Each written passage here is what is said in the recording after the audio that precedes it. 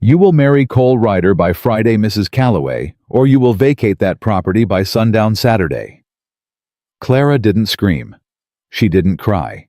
She stood in that courtroom with her husband's blood still metaphorically warm in the Wyoming ground, and looked Judge Harlan Pruitt dead in the eye. "My husband built that ranch with his bare hands and died wearing your town's badge, and you're standing here telling me I have to marry a killer to keep it." Pruitt didn't flinch. "I'm telling you the law." Clara's hands curled into fists at her sides. "Then your law is a filthy lie. If this story already has your heart racing, you are exactly where you need to be. Subscribe to this channel, hit that bell, and follow Clara and Cole's story all the way to the end. And drop a comment telling me what city you're watching from. I want to see how far this story travels." Clara Calloway had buried her husband on a Tuesday. By Thursday afternoon, she was standing inside a courtroom that smelled like pine resin and old tobacco, wearing the same black dress she'd worn to the grave, and listening to a judge explain why her grief didn't entitle her to her own land. She hadn't slept. She hadn't eaten anything that morning except half a biscuit that one of her ranch hands, old Pete Dawson, had pressed into her hand before she climbed into the wagon. Pete had said, "You eat that, Mrs. Clara. You're going to need your strength today." He'd looked at her with the kind of pity that made her stomach clench. Pete wasn't a man who pitied easily.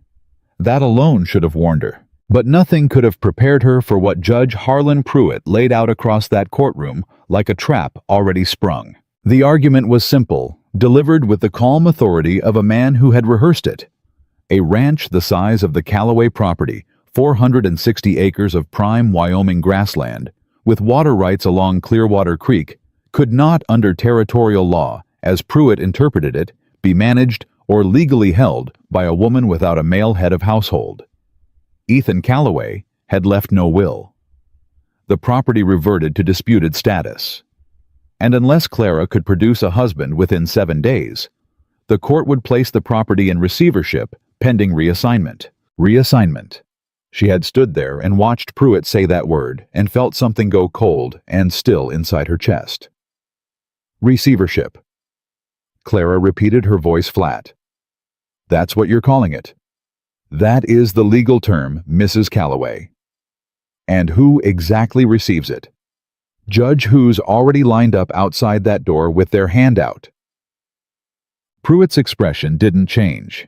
He was a large man, thick through the shoulders, with a face like old saddle leather, creased and weathered and revealing nothing. He had been judge in Clearwater County for 11 years. Clara had never had cause to dislike him before this moment. Now she understood that she'd simply never had cause to look closely enough. "The court will determine appropriate disposition of the property," he said. "That is not your concern. That ranch is every concern I have left in this world. Then you'll want to consider your options carefully." Pruitt clasped his hands on the desk in front of him. "You have until Friday of next week. 7 days. Clara looked around the courtroom. There were 8 men in the gallery. She recognized most of them ranchers, merchants, one deputy who'd served under Ethan. None of them looked at her. Every single one of them found something deeply interesting to study on the floor, on the ceiling, on their own hands. She understood then that this had been decided before she walked through the door. "And the man?" she asked. "You already have someone in mind, don't you?" It wasn't a question. Pruitt knew it wasn't a question. "The town council has identified a candidate willing to enter the arrangement," he said carefully. "A man of suitable capability for managing a property of that size and its associated risks." "Capability," she said. "That's a polite word for it." Cole Ryder. The name landed in this courtroom like a stone dropped into still water, and Clara watched the ripple move through every man in that gallery. Shoulders tightened. Breath was held. Deputy Walsh, who had served under Ethan for 6 years and eaten at her table at least a dozen times, pressed his lips together and stared at his boots so hard she thought he might burn a hole through the leather. Clara knew the name. Everyone in Clearwater County knew the name. Cole Ryder was the kind of man whose reputation arrived in a town 3 days before he did, riding ahead of him like a bad wind. Gunfighter. Drifter. A man who'd ridden with military scouts during the war and come out the other side of that experience carrying something dark and permanent behind his eyes. He'd been in Clearwater for 4 months, working occasional ranch labor, sleeping at the edge of town, in a room at the Deacon's boarding house, speaking to almost no one. He was 34 years old, and he had the face of a man 20 years older, not from age, but from whatever he'd seen and done and survived. A scar ran from just below his left cheekbone down to the edge of his jaw. He wore it the way some men wore a brand, like something put on him against his will that he'd stopped trying to hide. 3 weeks ago, 2 cowboys from the Mercer spread had picked a fight with him outside the hardware store. One had pulled a knife. By the time it was over, both of them were on the ground, and Cole Ryder was walking away unhurried, like it hadn't been worth the effort to raise his heartbeat over. No one had pressed charges. No one had dared. And this was the man Harlan Pruitt was telling her to marry. "You cannot be serious," Clara said. "I assure you I am entirely serious, Mrs. Calloway. He's a gunfighter. He's killed men. He has never been convicted of any crime in this territory. He's physically capable, he's established a residence, and he's agreed to the arrangement." That stopped her. He agreed? He has. She turned that over in her mind and couldn't find a shape for it that made sense. "Why? That," Pruitt said, "is between Mr. Ryder and his conscience. Your concern is the ranch." He sat back in his chair. 7 days, Mrs. Calloway." She walked out of that courtroom, into the sharp Wyoming air, and stood on the wooden steps and breathed through her nose until the urge to scream passed. Pete Dawson was waiting with the wagon. He took one look at her face and said nothing. That was the thing about Pete. 63 years old, a face like crumpled paper, and the rare wisdom to understand that sometimes silence was the only mercy a person could offer. Clara climbed up onto the bench beside him. "Drive," she said. He drove.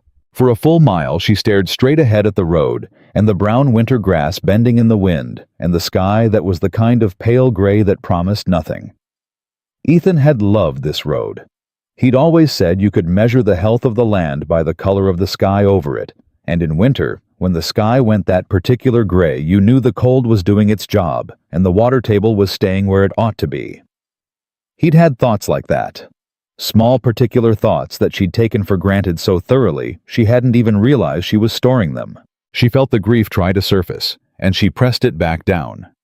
Not now. She couldn't afford now. "Pete," she said. "Ma'am?" "Cole Ryder. What do you know about him that isn't rumor?" Pete was quiet for a moment, in the way that meant he was choosing words. "Hard to separate the one from the other where that man's concerned," he said finally. "Try." Another pause. "He showed up here in September. Rode in alone, 1 horse, 1 bedroll, maybe $40 in his pocket from the look of him. Took some fence work from the Hendersons, then from Dan Lowry over at the Creek property. Does what he's hired to do and doesn't overcharge." Pete turned the wagon around a rut in the road. "Never been drunk since he got here. Never started trouble. Never cheated nobody out of wages. When he beat those Mercer boys down, it was because they came at him, not the other way around. And before he came here." That's where it gets harder to say what's true. Pete's jaw worked for a moment. "War record's real, I think. Scouts under General Crook, if you believe what I've heard. After the war, there's stories. Gunfights, yeah. Men dead. But nobody that anybody can point to and say that man didn't deserve killing." Clara absorbed that. "He's agreed to marry me." Pete didn't react much, but his hands tightened on the reins just slightly. "I heard that was the direction things were heading." "You knew?" "I heard talk this morning. I wasn't sure it was truth." "Did you think to warn me?" Pete looked at her sideways, and his expression was carefully, achingly kind. "Mrs. Clara, would it have changed what happened in that room if I had—" She didn't answer. Because no. It wouldn't have changed a single thing. The trap had already been set. All she'd done by walking into that courtroom was spring it. "I'm not marrying him," she said. Pete said nothing. I'll find another way. I'll contact a lawyer in Cheyenne. I'll write to the territorial governor. There's no time for Cheyenne, Pete said quietly. And the governor doesn't move fast on things like this. You know that. Clara pressed her fingers together in her lap until her knuckles went white. Then I'll fight the ruling in court. On what grounds Pruitt's got the law written the way he wants it? He's been judge 11 years. He knows every lever in that machine. Then I will find who's pulling his levers, and I will cut their hands off, she said, and her voice came out so flat and precise that Pete glanced over at her again, with something that might have been under different circumstances, admiration. Yes, ma'am, he said carefully. I believe you might. But they both knew she had 7 days. Awusag. Cole Ryder came to her ranch the next morning. She was in the yard when she heard the horse, and she turned and watched him ride up the track toward the house, and felt a complicated tangle of emotions that she refused to call fear, because it wasn't fear. It was something colder and more deliberate than fear. It was the recognition that this man was a problem she was going to have to solve. He dismounted without being invited and led his horse to the water trough and let it drink. Only then did he look at her. He was taller than she'd realized from seeing him at a distance in town.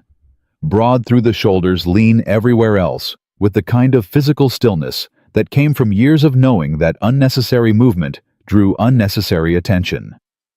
The scar on his face caught the morning light. His eyes were a dark, unremarkable brown that would have been ordinary on any other face on his. They were the most unsettling thing about him, because they looked at her with an attention so complete and so quiet that it felt like being measured for something she hadn't agreed to be measured for. He wore a sidearm. He wore it the way men who'd grown up with guns wore them, not displayed, not hidden, simply present like a hand or a boot. "Mrs. Calloway," he said. His voice was low and slightly rougher than she'd expected, like gravel under a slow wheel. "Mr. Ryder." She crossed her arms and planted her feet. "I don't remember inviting you onto my property."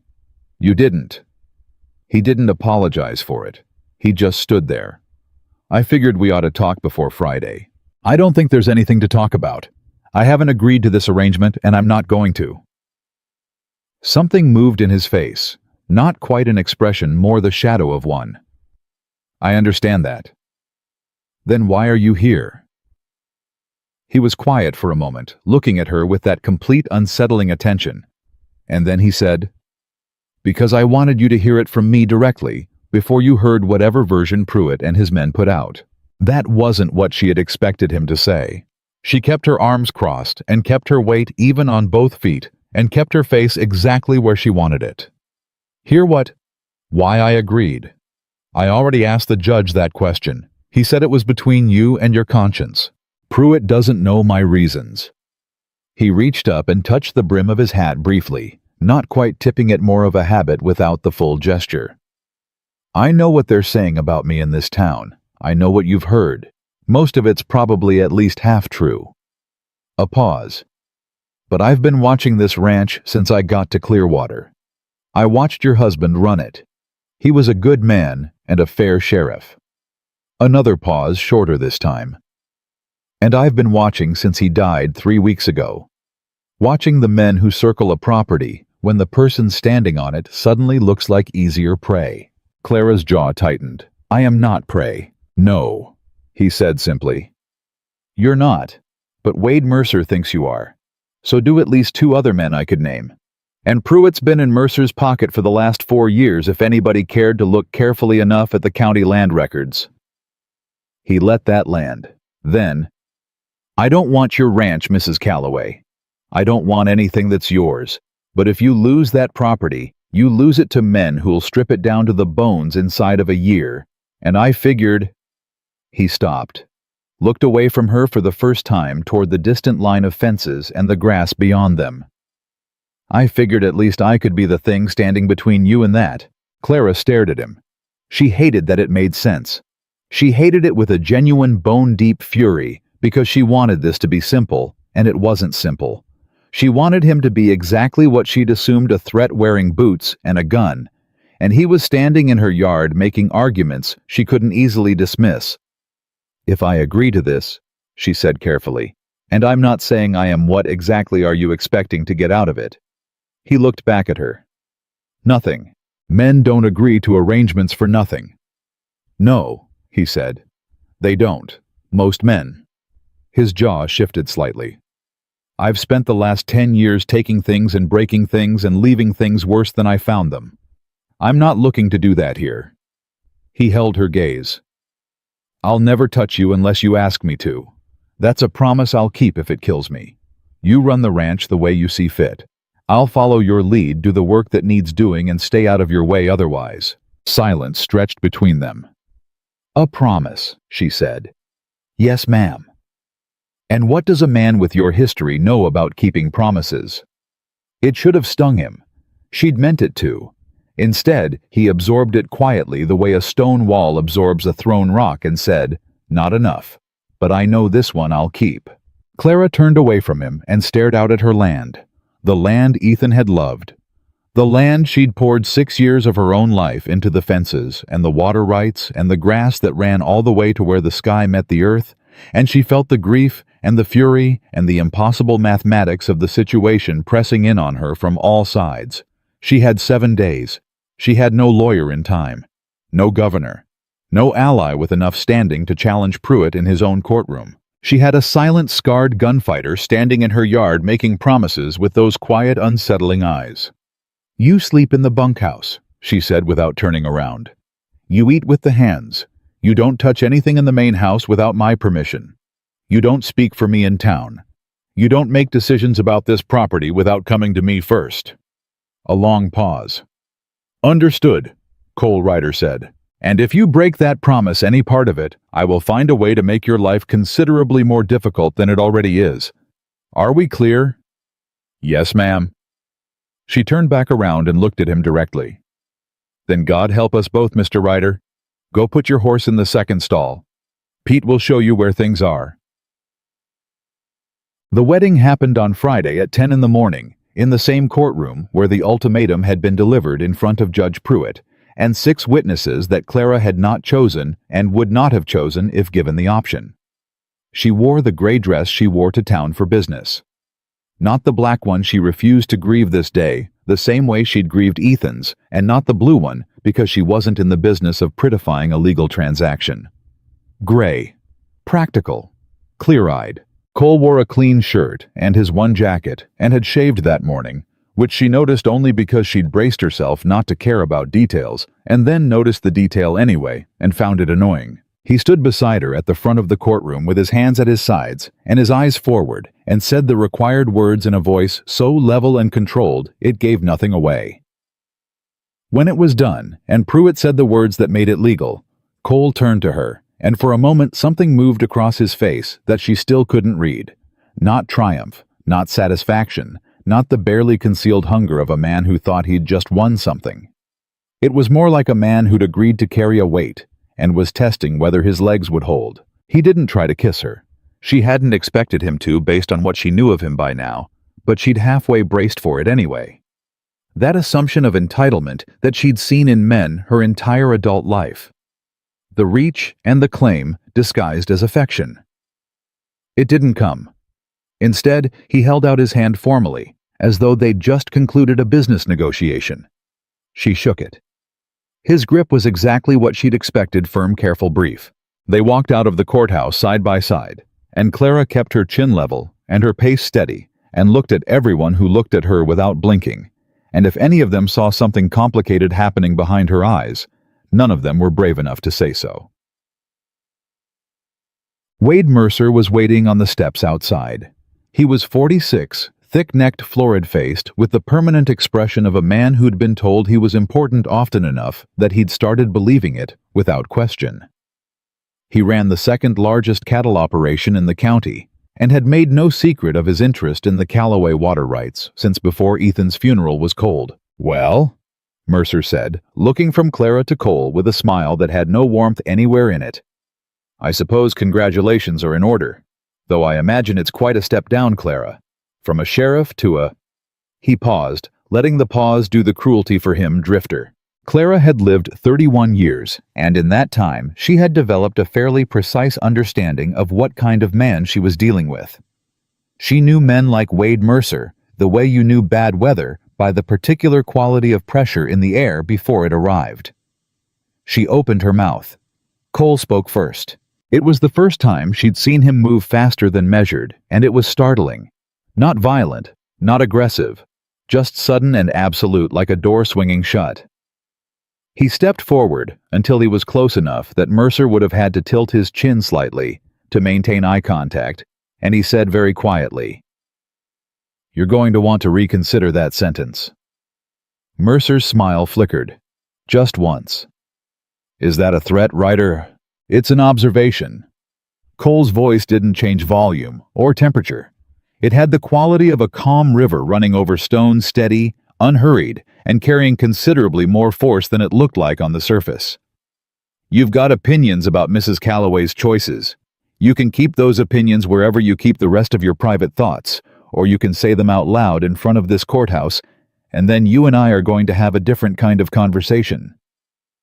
A pause exactly as long as it needed to be. "Your call, Mercer." The silence that followed lasted about 4 seconds. Mercer looked at Clara. Clara looked back at him with a complete absence of expression that she'd learned from years of dealing with men who were searching her face for weakness. He found nothing useful there, and he looked back at Cole, and something shifted in his posture. Not defeat, exactly more, a strategic retreat dressed up as dignity. "Welcome to the county, Ryder," Mercer said, and it came out sounding like something else entirely. He walked away. Clara waited until he was out of earshot and then said without looking at Cole, "I told you not to speak for me in town." "I didn't speak for you," Cole said. "I spoke to him." "That's a distinction without a difference." "It's a difference that matters." He paused. "I wouldn't have done it if he'd spoken to you." "But he spoke about you. That's another thing." Clara turned and looked at him. He was watching Mercer's retreating back with an expression that was not quite satisfaction, and not quite warning, and not quite anything she had a clean word for. "It's going to cause problems," she said. "Men like Mercer don't back down. They just go sideways." "I know." He looked back at her. "I've met a lot of men like Mercer." "Then you know this made things harder." "Maybe." He held her gaze. "But I'll take harder over watching him speak your name that way, and doing nothing." Clara opened her mouth and then closed it again because the response she'd been assembling suddenly didn't fit quite the way she'd intended. She turned toward the wagon instead. "Come on," she said. "We have work to do." Tugged. The first week was like learning to walk in a room where someone had rearranged the furniture in the dark. Clara ran her morning differently than she ever had, not because Cole demanded anything different, but because his presence changed the weight of everything. When she came out to the yard to give the day's orders to her hands, he was already there, already working, having apparently risen before the sun, and spent the early hours reinforcing the north fence line that had been sagging since October, and that she'd been meaning to address for 3 weeks. Pete told her quietly over coffee that Cole had done it without being asked. "He noticed it needed doing," she said. "Seems like he notices a lot of things," Pete said carefully in a tone that wasn't quite approval, but was moving in that general direction. When 2 ranch hands from the neighboring Morrison property came by to discuss a cattle dispute at the east boundary, Clara handled the conversation herself coolly, directly knowing the details of her land the way she knew her own hands. Cole stayed at the far end of the yard and worked on the broken hinge of the barn door, and did not insert himself, did not interrupt, did not look over to check whether she was managing. After Morrison's men rode out, apparently satisfied, she walked past Cole on her way back to the house and said without stopping, "Thank you for not interfering." "You didn't need interference," he said. She didn't respond. But that night at dinner, which they ate at opposite ends of the same table, because the house had only one table, and there was no reasonable way around that, she noticed that he ate quietly, and without complaint, and asked for nothing. And when she pushed the bread toward his side of the table without comment, he took a piece with a nod that acknowledged the gesture without making it into anything more than it was. She told herself she didn't notice things like that. She told herself very firmly twice on her way to her room that night. She noticed anyway. It was on the fifth night that the first real trouble arrived. She heard the horses around midnight, not one or two. The sound of a group moving along the south pasture fence line, deliberate and slow. The way men moved when they were making a point of being heard.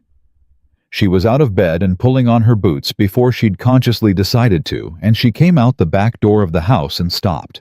Cole was already in the yard. He was standing at this corner of the house with his arms at his sides and his eyes on the dark beyond the fence, perfectly still, and she could tell from the set of his shoulders that he'd been there for a while. He'd heard them before she had.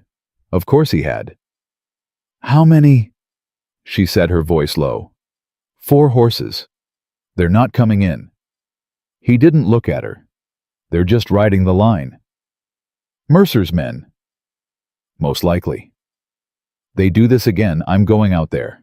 "If you go out there tonight," he said, still in that quiet, level voice, "you give them exactly what they want. A confrontation they can shape into whatever story suits them.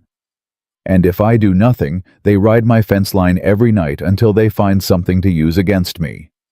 They won't find anything." He finally looked at her briefly. "Not tonight. Tonight they're just telling you they're watching." "And what are you telling me, to tolerate it, eh?" "No." His voice was flat and final. "I'm telling you to be patient for one night. There's a difference." A pause. "I'll be here." She stared at him in the dark for a moment. This man she had known for less than a week. This scarred, quiet, unlikely thing the court had dropped into the middle of her life.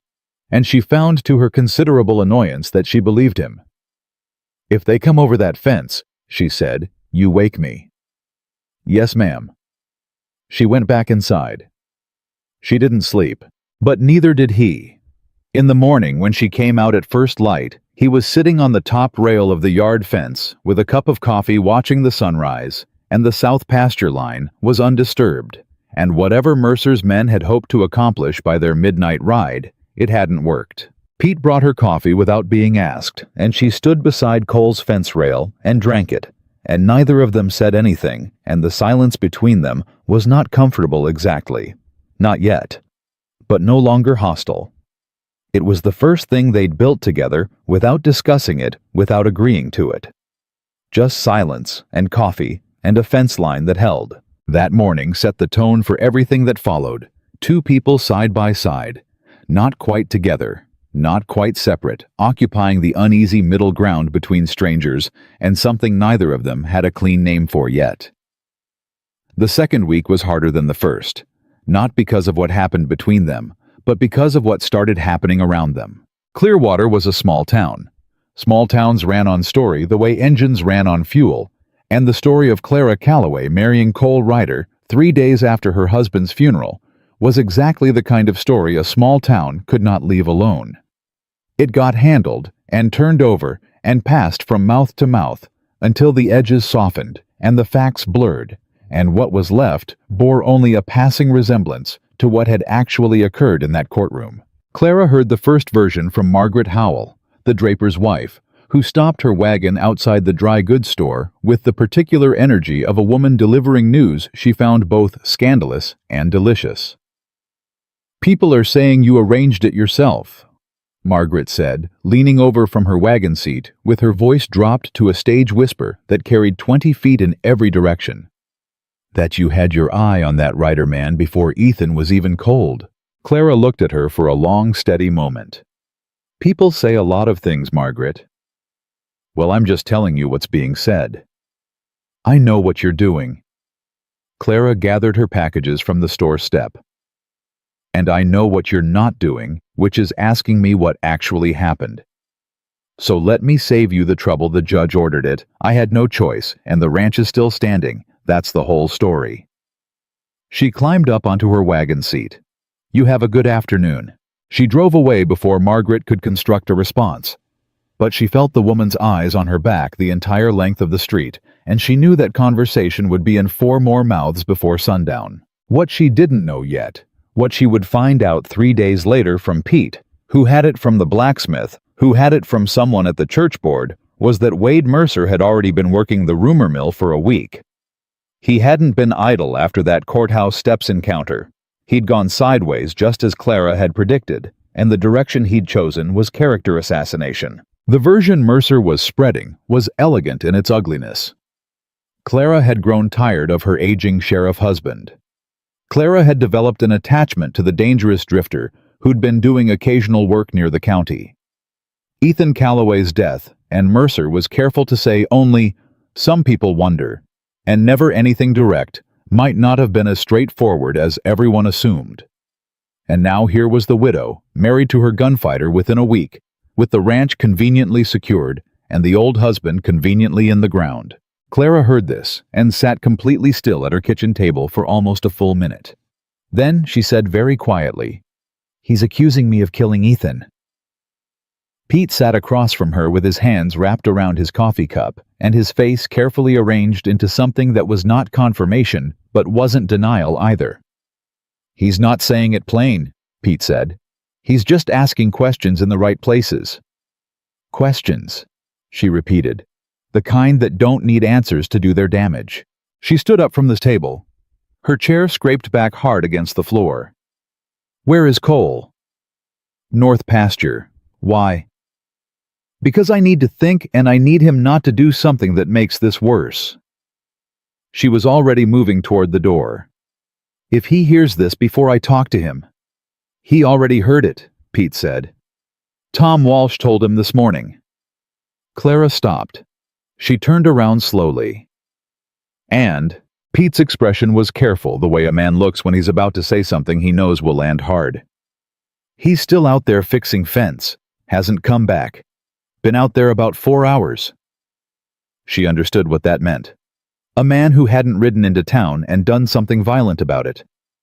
A man who'd taken the kind of news that would have sent most men straight to the source with blood in his eyes, and instead had put his hands to work and kept them there for 4 hours. She grabbed her coat and went out to the north pasture. She found him exactly where Pete said he'd be, working the line methodical driving posts with a precision that had more force behind it than strictly necessary.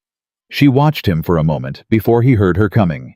His back was to her, his shoulders moving with each swing, and she could read the tension in him from 30 feet away. The extra drive in each blow, the set of his jaw that she'd learned in 2 weeks, meant he was containing something. "I know," she said when she got close enough.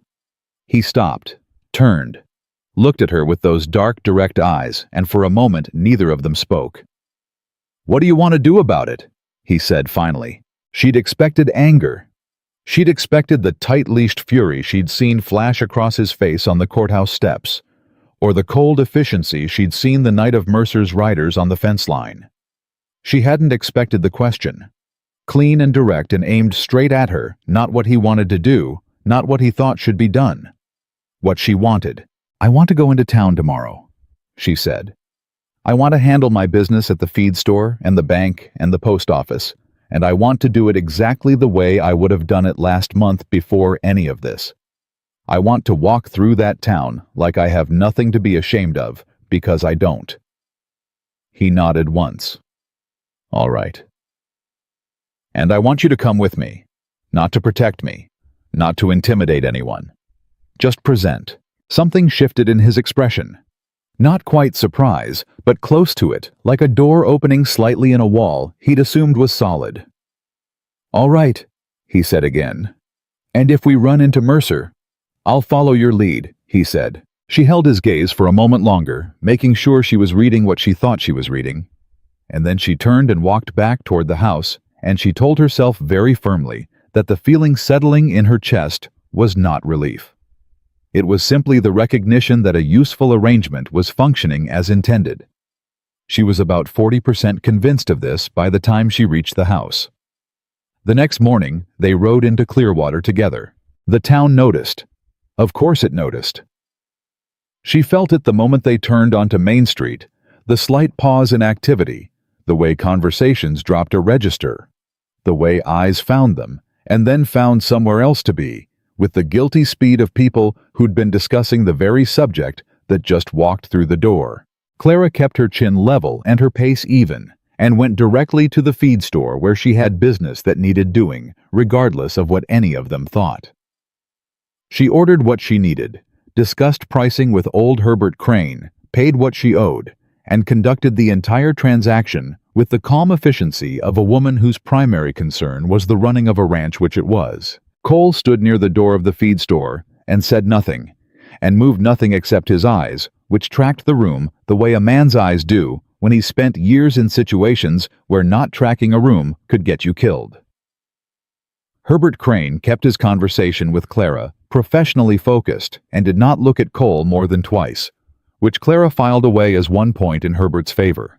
The bank was where it went wrong. Samuel Briggs was the bank manager and had been for 8 years, and prided himself apparently on the kind of blunt moral authority that substitutes for genuine courage in men who have neither the integrity to stay quiet nor the backbone to be directly unkind.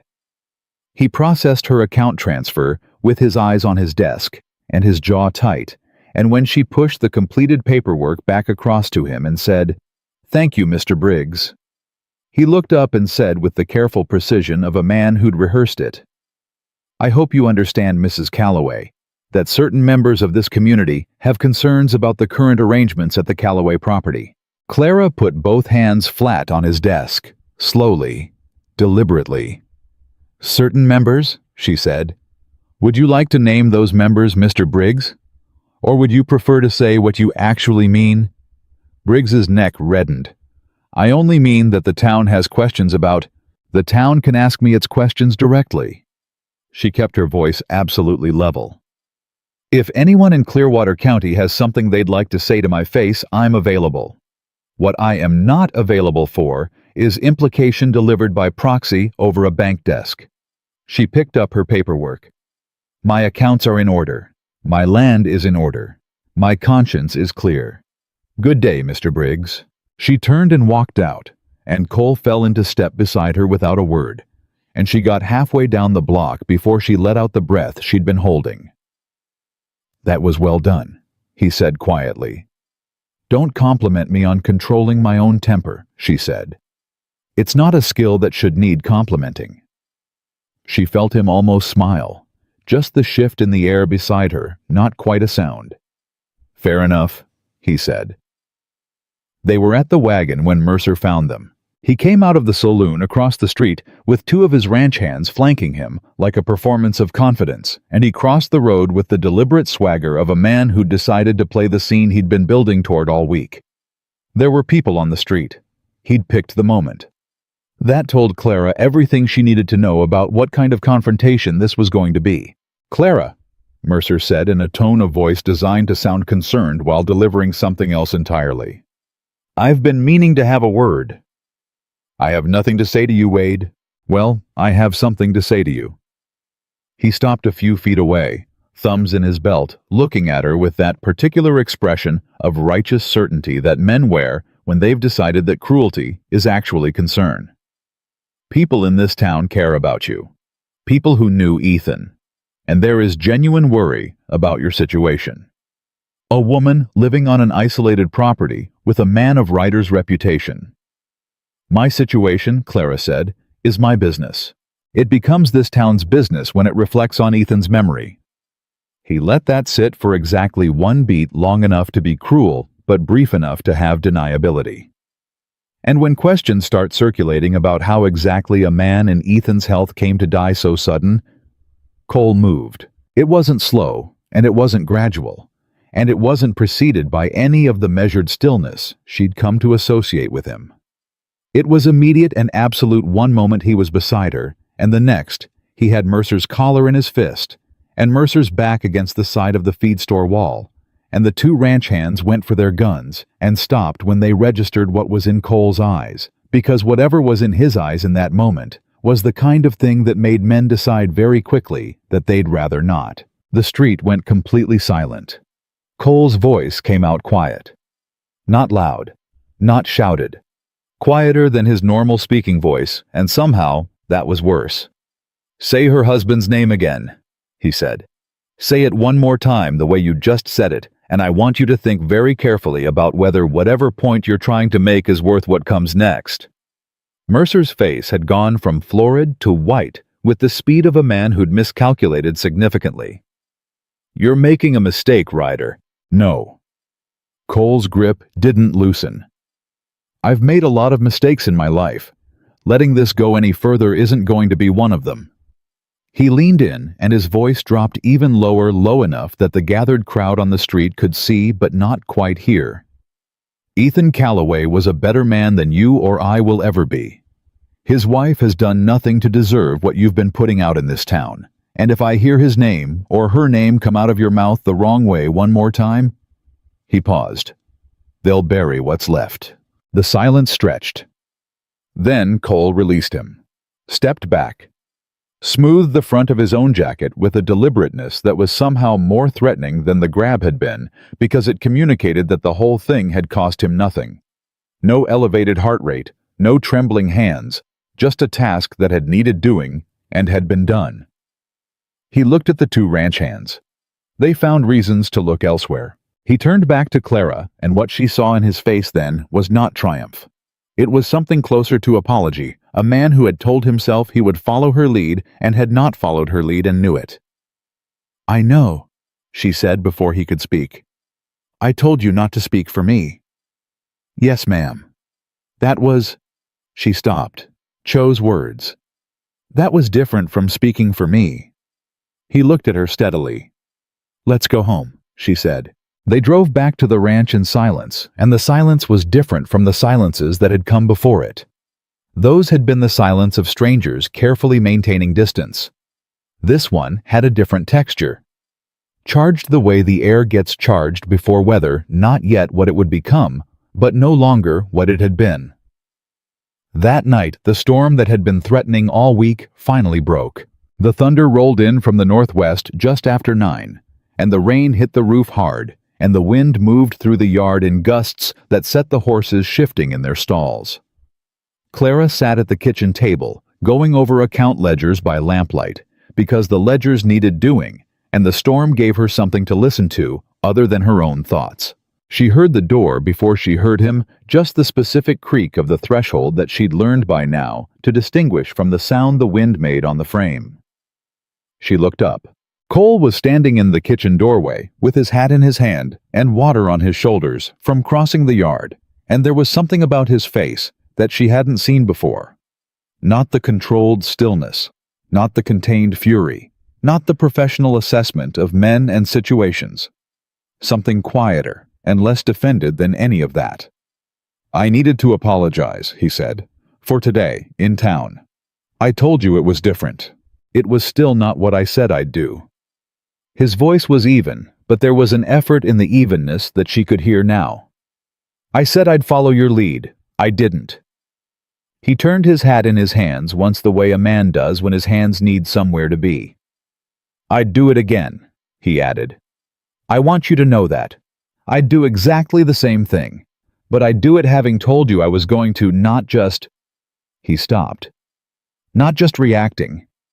She set down her pen. She looked at him across the kitchen in the lamplight with the storm loud against the windows, and she thought about a man who'd spent the better part of 2 weeks being careful and measured and deliberately restrained, and who had broken that restraint in a single unplanned moment because someone had spoken about a dead sheriff's honor in a degrading way.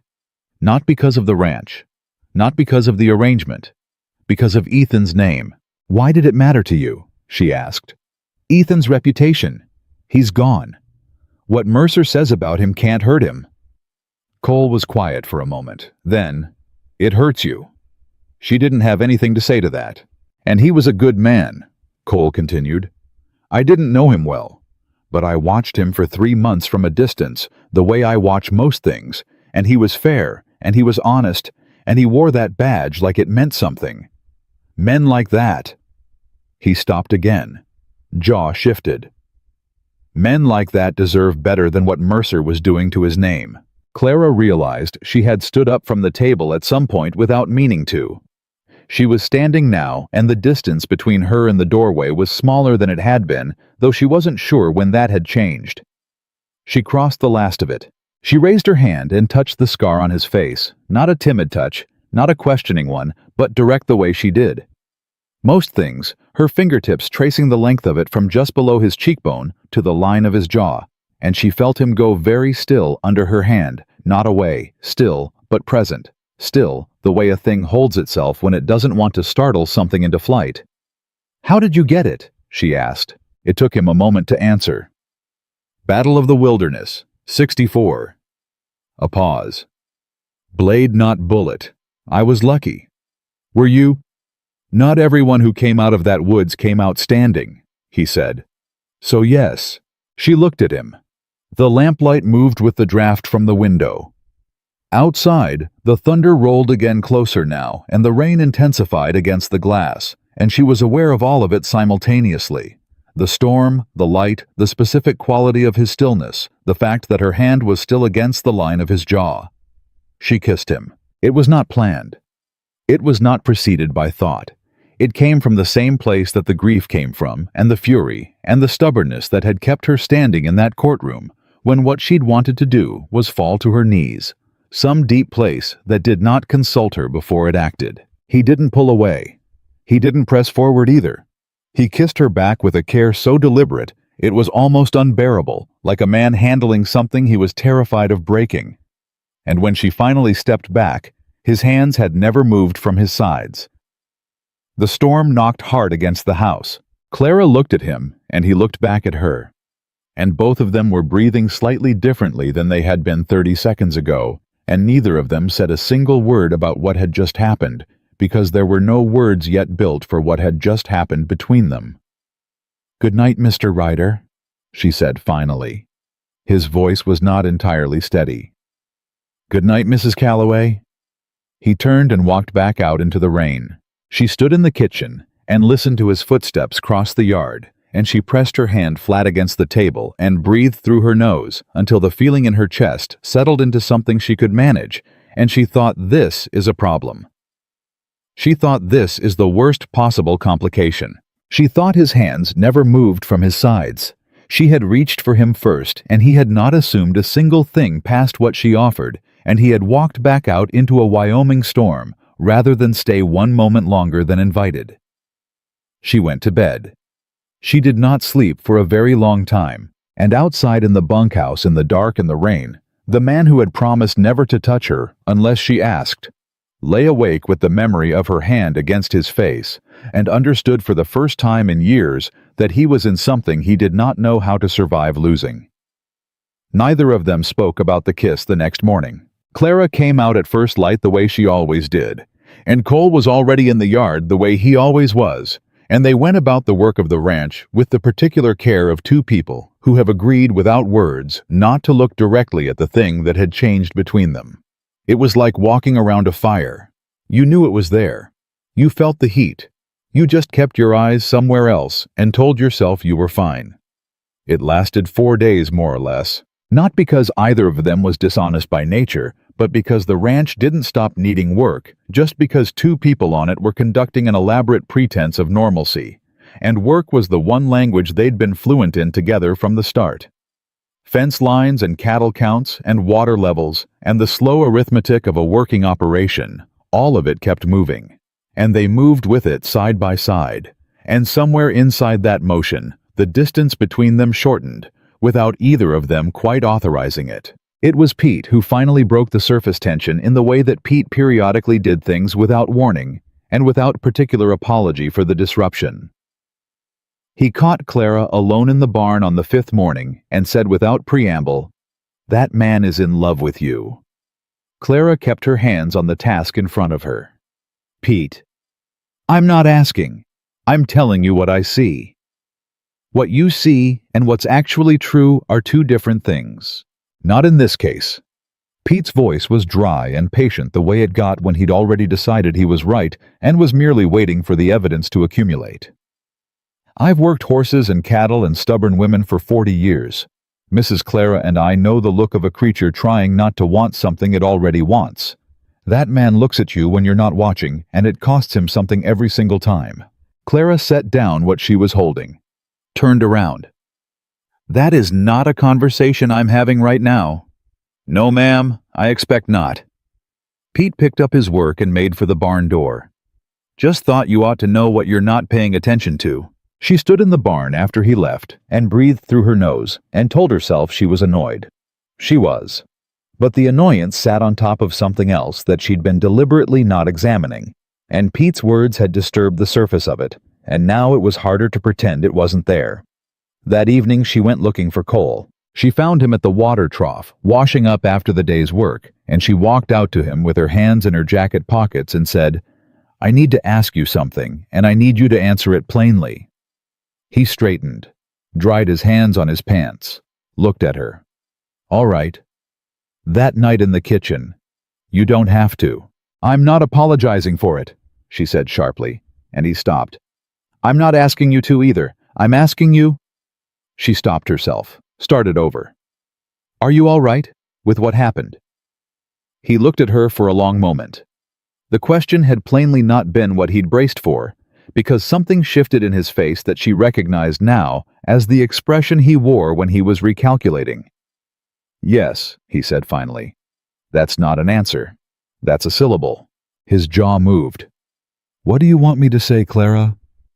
It was the first time he'd used only her first name.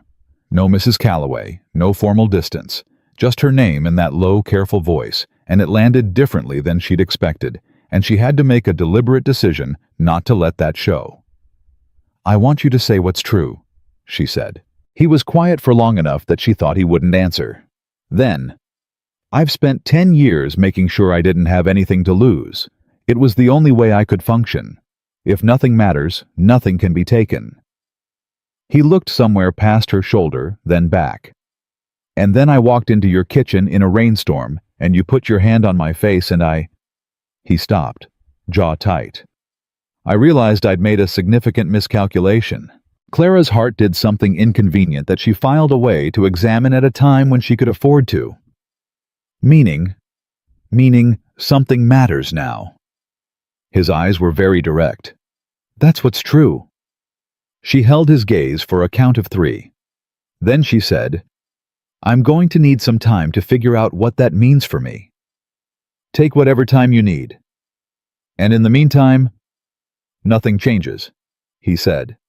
"I meant what I said, on the first day. Nothing changes unless you say so." She nodded once, turned to go back to the house, got 3 steps and stopped without entirely knowing why, and said over her shoulder, "For what it's worth, I'm not sorry either." She didn't wait to see what his face did with that, but she heard very faintly, just at the edge of hearing the slow exhale of a man releasing something he'd been holding for a long time. The days that followed had a different quality than the days that came before. Something had been named between them, not fully, not completely, but enough to change the air. Cole was still careful, still deliberate, still scrupulously respectful of every line she'd drawn. But the careful now felt like choice rather than distance, and that distinction was everything. He started talking more. Not much, he wasn't built for much, but enough. Over dinner, which they'd gradually moved from opposite ends of the table to a more reasonable proximity, he'd offer things. Not stories exactly, more like pieces. A comment about the North Water table. An observation about the weather pattern building over the mountains. Once, unexpectedly, a dry remark about one of the younger ranch hands that was so precisely and quietly funny that Clara laughed before she could decide whether she wanted to, and the sound surprised both of them, and Cole looked at her with something open and unguarded in his face that she was not prepared for, and that took her breath in a way she didn't examine too closely. She found herself doing the same thing, offering pieces.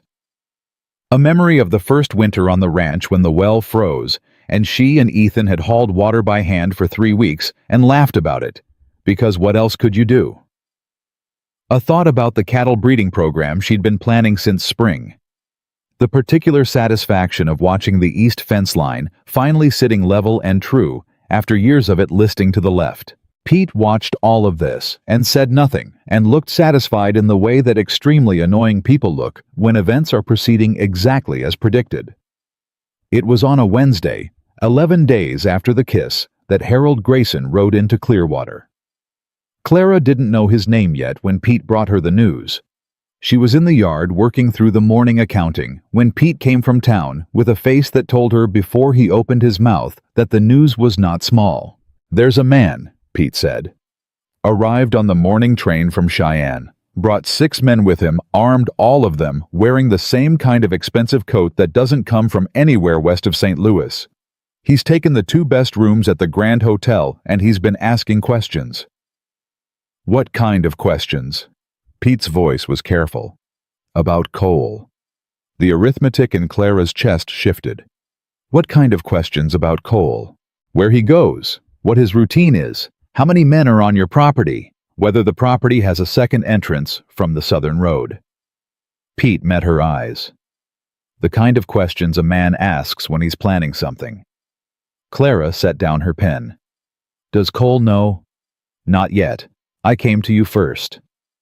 She thought for exactly 3 seconds. Go find him. Bring him here. When Cole came in from the pasture and heard what Pete had to say, his face did something she'd never seen it do. It went not blank, but very still, in a way that was different from his ordinary stillness.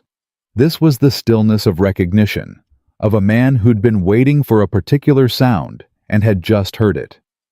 Grayson, he said. One word and the weight behind it told her everything before he said another. You know him, she said. Cole sat down at the kitchen table the first time she'd seen him sit without being invited, and put both hands flat on the surface, and looked at them for a moment like he was looking at something that had nothing to do with his hands. Harold Grayson, he said. Railroad money out of Cheyenne. He has interests in about 12 counties across the territory, and he owns enough judges and sheriffs to fill a courtroom twice over. The cold that moved through Clara then started in her stomach and spread outward. Judges, she said. Yes. Cole? She kept her voice very steady. Tell me about his son. He looked up at her. In his eyes was the specific exhaustion of a man who has been carrying a thing for a long time and has just been asked to set it down in front of someone.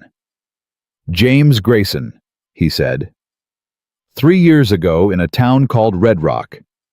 James Grayson was drunk and he was mean, and he put a gun to a woman's head in the middle of a saloon because she'd refused him. I was there.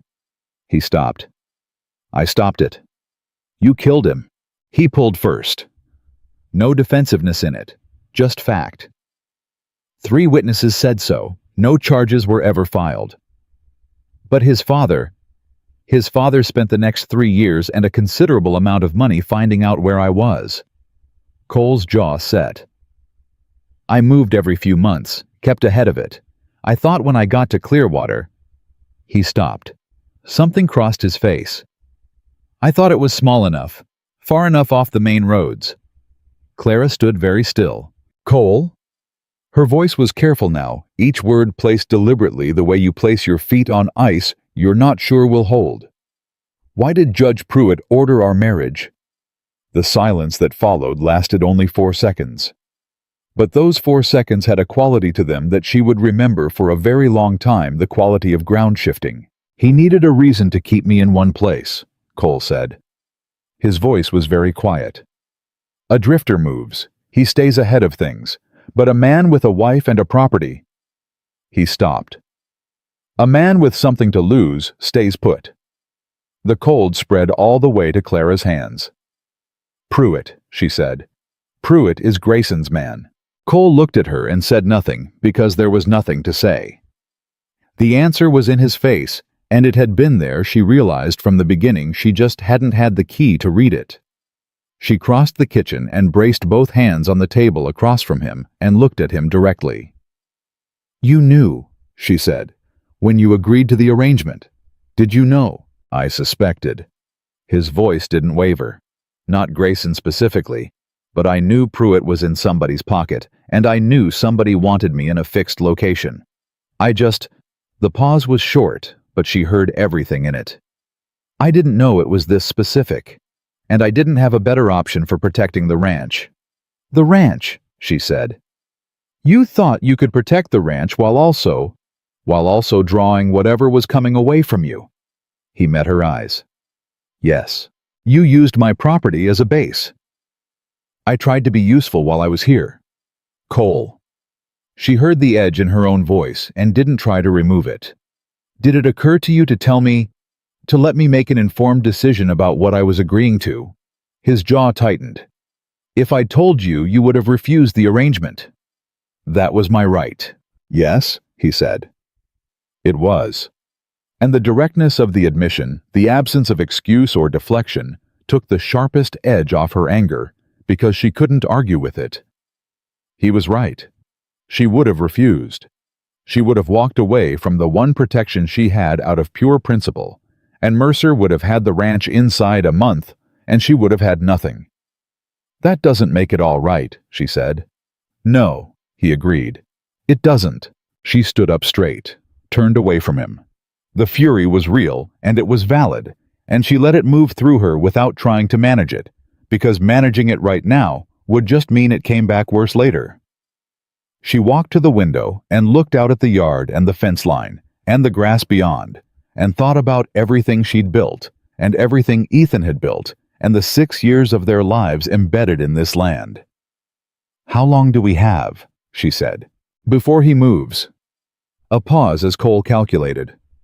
"A day, maybe 2. He didn't come all this way to talk." She turned back around. "Then we need to get ahead of it." "Clara, don't." Her voice was firm. "Don't tell me to leave. Don't tell me to go somewhere safe. This is my land, and these are my hands, and if someone's coming for what's mine, I intend to be standing on it when they arrive." Cole looked at her for a long moment. Whatever argument he'd been building, he let it go. "All right," he said. "Get Pete. Tell him what we're dealing with. I want every ranch hand who's willing on alert tonight, and I want the rifles cleaned and loaded." He stood, moved toward the door, stopped with his hand on the frame, turned back. "I'm sorry," he said, "for what I kept from you. I'd change it if I could." She looked at him across the kitchen. "I know you would," she said. "Now go." The attack came at 2 in the morning. She heard the horses first, too many of them too fast, coming from the south road exactly the way Pete's source in town had warned might happen. Then she heard the first shot, high and sharp in the cold air, and then the sound she'd been dreading: fire. They'd hit the east barn. She had the rifle in her hands before she was fully out the door, moving through the yard in the dark, and she could hear Cole somewhere ahead of her running, not shouting, because Cole didn't shout when he moved. He just moved with a speed and directness that she'd never quite gotten used to, even after weeks of watching him work. The next minutes were chaos, and she was not going to pretend otherwise, not even to herself. Grayson's men had numbers and surprise on their side. Her hands had the advantage of knowing the property, every fence line, every blind corner, every place you could put your back, and not worry about what was behind you. Pete organized the defense with a competence that she hadn't known to expect from him, and was fiercely grateful for, and Cole moved through the firefight like a man who'd done this before, and not just once. She shot twice. Both times at men she could clearly see in the firelight from the burning barn, both times at their horses' legs, rather than at the men themselves, because she wanted them off their horses and on the ground and out of the fight. And both times she hit what she was aiming at, and both times a man hit the ground cursing, and that was enough. It was over in 20 minutes. Not because Grayson's men ran out of bullets, but because 3 of them were down. None dead, but none getting up quickly, and the others had not bargained on this much resistance from a widowed rancher and a single gunfighter. They pulled back. Into the dark. Retreating up the south road the way they'd come, Clara stood in the yard and listened to the sound of them going, and breathed through her nose, and kept the rifle up until she was certain they were far enough out that it was safe to lower it. Her east barn was still burning. Her hands were working the water line. 2 of her men had injuries. Tom Brierly had a gash along his forearm from a fence post he'd fallen against in the dark, and young Davis had a graze along his shoulder that was bleeding steadily but was not serious. No one was dead. Cole came out of the dark from the direction of the south fence line, and she turned when she heard him and looked him over fast and completely in the firelight, the way she'd have looked over one of her own ranch hands, checking for damage with the same urgency, and found nothing. No blood, no obvious injury, and felt a relief so sudden and physical that it almost knocked the breath out of her. "They're gone," he said. "For tonight. Yes, for tonight." His voice was steady, but his breathing was slightly elevated, and she watched him scan the yard, assessing damage, counting people the same way she'd just done. "Tom's hurt. Gash on his arm. He'll be fine." She lowered the rifle. "The east barn is gone." "Most of it," he said. "The hands are doing what they can." She looked at him. He was standing 6 feet away in the firelight with his hat pushed back on his head, and what had probably been a clean shirt this morning, significantly less so now. And she thought about the moment 2 hours ago when she'd stood across the kitchen from him and been furious, genuinely, legitimately furious, and the moment 5 minutes ago when he'd come out of the dark and she'd checked him for bullet holes with her heart in her throat. She thought the ranch is still standing. She thought he's still standing. And she understood with a clarity that frightened her considerably, because clarity at 2 a.m. with a burning barn and armed men on her property was not a thing she'd been prepared for. That the order of those two thoughts was not accidental. She'd checked him first. Before the barn, before the fence line, before the count of her ranch hands. She had turned, and her eyes had gone to Cole, and only after she'd confirmed he was whole had her attention moved to anything else. She stood in her yard with that knowledge settling into her bones, and the fire reflected in her eyes, and said nothing about it, because now was not the time, and she was not yet sure what to do with it. But she knew. And somewhere across the 6 feet between them, from the way Cole looked at her just then, direct and careful and carrying something he wasn't saying, she understood that he knew too. "Tomorrow," she said, "we end this." "Yes," he said quietly. "All of it. Grayson, Pruitt, the whole arrangement." She held his gaze. "Together." He nodded once, and in the firelight and the smoke, and the long, hard aftermath of something they'd both just survived, that single nod between them carried more weight than most conversations she'd had in her life. They didn't sleep the rest of that night. Clara sent the injured men inside and kept the others on rotation, watching the perimeter, and she and Cole sat at the kitchen table with the account ledgers pushed aside and a map of the county spread between them, and worked through the problem. The way you work through any serious problem piece by piece, without sentiment, with the particular clarity that comes when you've already survived the thing you were afraid of, and haven't yet had time to be afraid of the next thing. "Grayson can buy gunfighters faster than we can replace what we lost tonight," Cole said. He wasn't catastrophizing. He was doing arithmetic. Clara had learned to tell the difference. "He'll hit again, and next time he'll bring more men, and he'll have learned the layout of this property." "Then we don't wait for him to hit again," she said. "What's the alternative? He's got money, and he's got connections, and he's been doing this for 3 years. You can't outshoot Harold Grayson." "No," she said, "but I can outmaneuver him." She put her finger on the map. Grayson's railroad investments are public record. His financial partners are public record. The land grants he's been accumulating across 4 territories, public record if you know where to look and who to ask. She looked up. He spent 30 years building himself into an untouchable man. That kind of building leaves a paper trail a mile wide, and paper burns. Cole looked at her steadily. "You're going to go after his money. I'm going to go after his reputation, which is what his money is built on." She sat back. "The Cheyenne papers have been looking for something to run against the railroad expansion for 2 years. The railroad investors in Chicago and New York are nervous about anything that suggests instability in their Western holdings. And the federal marshal's office in Denver has an open file on Grayson's land acquisitions that they haven't been able to push forward because every witness who comes forward ends up," she paused, "unavailable. You'd be a target." "I'm already a target. The difference is right now he's choosing the ground." She folded the map with neat, decisive movements. "I want to choose it." Cole watched her hands. Then he looked at her face. "What do you need from me?" "I need you to stay here, visible. Keep the ranch running. Keep the hands calm. Make Grayson think we're in a defensive posture." She met his eyes. "And I need you to trust me to do the part I'm built for." He was quiet for a moment. She could see him working through the objections, the risk, the exposure, the dozen ways it could go wrong, and then making the decision she'd come to understand was characteristic of him, not the safe decision, but the right one. "All right," he said, just like that. "You know this territory better than I do. You know these people and their money and their politics." His voice was even. "I know how to handle a gun. We each do the part we're built for. That was always going to be how this worked." Clara looked at him for a long moment and felt something settle in her chest that wasn't quite peace, but was the closest thing to it she'd felt since Ethan died. "Get some sleep," she said. 2 hours. Then I need you to ride into town and pick up everything that came in on yesterday's train." He got up, stopped at the door. "Clara." "Yes." "Be careful what you start," he said quietly. "Men like Grayson don't go quiet." "Good," she said. "I want him loud. Loud men make mistakes." He almost smiled.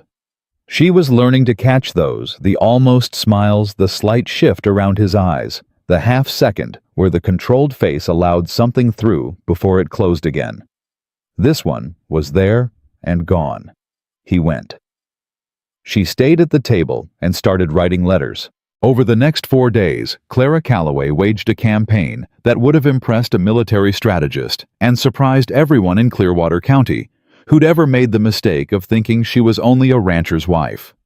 She wrote to the Cheyenne Daily Leader and the Wyoming Tribune with documented evidence of Grayson's coercion of Judge Pruitt, including the land transfer records she'd pulled from county files 3 weeks ago on an instinct she hadn't fully understood at the time. She wrote to 3 railroad investment firms in Chicago, outlining the legal and reputational exposure of continuing to partner with a man whose operations were under federal scrutiny. She wrote to Marshal David Reeves in Denver, whom Ethan had corresponded with regularly, and she enclosed with her letter a set of affidavits from 2 Clearwater County residents who had witnessed Pruitt taking payment from Grayson's intermediaries on separate occasions. She did not do any of this quietly. That was the point. A quiet campaign could be suppressed. A quiet campaign could be bought or threatened into silence, or simply ignored by men who controlled enough of the mechanisms that silence could be enforced. Clara wasn't interested in quiet. She wanted the noise so widespread and so public that buying all of it would cost more than even Grayson could afford, and suppressing it would only amplify it. She sent Pete to deliver some of the letters personally. She had 2 of her ranch hands ride to adjacent counties with sealed documents for specific addressees. She published a letter under her own name in the Clearwater Gazette, a small paper, but one that fed content to 3 larger papers in the territory, outlining in plain and measured language exactly what had happened to her since her husband's death. The courtroom ultimatum, the arranged marriage, the attack on her property, and the name of the man she held responsible. She signed it Clara Calloway, and she didn't soften a single word. The response was faster than she'd anticipated. On the second day, 2 of Grayson's financial partners in Chicago sent representatives to Cheyenne with instructions to meet with him and assess the situation. This Pete's contact in Cheyenne told them had made Grayson furious in the particular way of a man who is used to problems being managed before they reach him and has just discovered this one has gotten considerably ahead of the management. On the 3rd day, the Cheyenne Daily Leader ran her story on the front page. On the 4th day, Marshal David Reeves sent a telegraph to Clearwater stating that federal marshals were being dispatched and would arrive within 48 hours. And on the 4th day in the late afternoon, Harold Grayson himself rode to the edge of the Calloway property and stopped his horse at the boundary fence and waited. Cole saw him first. He came to find Clara in the house with a specific quality of stillness in his walk that she'd learned meant something significant had shifted in the immediate situation. "He's here," Cole said. "At the south fence, alone." "Alone," she repeated. "Or appearing to be." His eyes were careful. "His men are somewhere." She took her coat from the hook. "Come with me." "Clara." "I'm not going alone. Come with me." They walked out together to the south fence line, and Harold Grayson sat his horse on the other side of it and waited for them with the patience of a very old predator that has learned that patience is its most effective weapon. He was 60, perhaps 62, with a face that had once been handsome and was now something harder, all the softness burned away by decades of acquisition and ruthlessness. He wore an excellent coat and carried himself like a man who had not been told no in a very long time. He looked at Clara first, then at Cole, then back at Clara, and there was a calculation in his eyes that she recognized because she'd been doing her own calculating for 4 days. "Mrs. Calloway," he said, "you've been busy." "I have," she said. "Damaging the reputation of a man you don't know. Involving federal authorities in a private matter. Creating considerable inconvenience for associates of mine who had no involvement in anything that concerns you. If they're associated with you, they have involvement," she said. "That's how association works." Grayson's eyes moved to Cole. Something moved in his face that wasn't grief too old and too hardened for grief, but was something in the same country. "You killed my son," he said. Cole held his gaze and said nothing for a moment. Then, "Your son put a gun to a woman's head in a saloon in Red Rock. I stopped him. He was 23 years old. He was old enough to know what he was doing. He was my son." Grayson's voice hadn't risen. That was the most unsettling thing about it, the complete absence of escalation, the flatness that was worse than shouting, because it communicated that the emotion behind it had long since burned past the stage where it expressed itself in volume. "And you took him from me and walked away like it was nothing." "It wasn't nothing," Cole said. "It's never nothing. But the alternative was a dead woman, and I'd make the same choice again." The silence between the three of them had a physical quality like weather. "I want him, Mrs. Calloway," Grayson said, looking back at her. "That is the only thing I want. Step aside from this man, and I will leave your property alone.